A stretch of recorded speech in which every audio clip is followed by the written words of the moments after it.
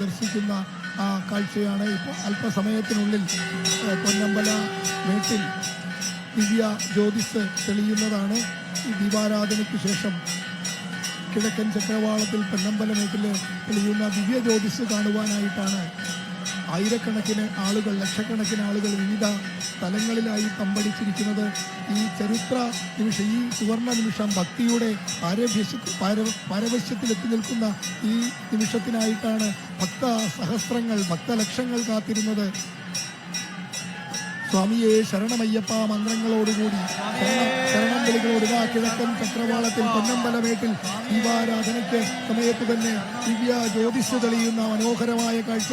ഭക്തസഹസ്രങ്ങളുടെ, ഭക്തകോടികളുടെ കണ്ടങ്ങളിൽ നിന്ന് ഉയരുന്ന ശരണം വിളികൾ ഇതാ ഇവിടെ അലയടിക്കുകയാണ്. സന്നിധാനം മുഴുവനും ആ ശരണമന്ത്രങ്ങൾ അലയടിക്കുന്ന ദിവ്യമായ ആ കേൾവി, ആ മന്ത്രങ്ങളുടെ അലയൊലിവിൽ ഒന്നാമത്തെ ജ്യോതി തെളിഞ്ഞ് രണ്ടാമത് വീണ്ടും ദിവ്യ ജ്യോതിസ് ആ പൊന്നമ്പലമേട്ടിലെ ചക്രവാളത്തിൽ ഉദിച്ചുയർന്നു. ആ ദിവ്യ ജ്യോതിസ് കണ്ട് ജ്യോതിസ്വരൂപനായ ഭഗവാൻ ശ്രീ മണികണ്ഠന്റെ, ധർമ്മശാസ്താവിന്റെ ജ്യോതിസ്വരൂപനായ പ്രപഞ്ചശക്തിയായ ഭഗവാനെ കൺകുളിർക്കെ ജ്യോതിസ്വരൂപമായി ആരാധിക്കുന്ന ആ പരിപാവനമായ പവിത്രമായ ആ നിമിഷത്തിന് ലോകം മുഴുവൻ സാക്ഷിയാകുകയാണ്. സ്വാമിയെ ശരണമയ്യപ്പ ആ മന്ത്രധ്വനികളോടുകൂടി ഈ അന്തരീക്ഷം മുഴുവൻ ശരണമന്ത്രങ്ങളാൽ അലയടിക്കുന്ന ഈ അന്തരീക്ഷത്തിൽ നിന്ന് ഭഗവാന്റെ ദിവ്യ ജ്യോതിസ് മൂന്നാമതും തെളിഞ്ഞ് ഭഗവാന്റെ ഈ മകര സംക്രമ സന്ധ്യയിലെ ദിവ്യ നക്ഷത്രം ആകാശത്തിന് മുകളിലായി മുങ്ങിത്തിളങ്ങി ഉദിച്ചു നിൽക്കുന്ന കാഴ്ചയും നമുക്ക് കാണാം.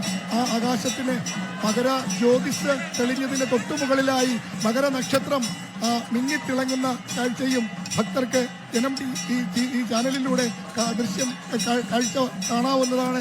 അതാണ് മകര നക്ഷത്രം. ആ മകര നക്ഷത്രത്തിന്റെ താഴെയായിട്ടാണ് ദിവ്യ ജ്യോതിസ് തെളിഞ്ഞിരിക്കുന്നത്.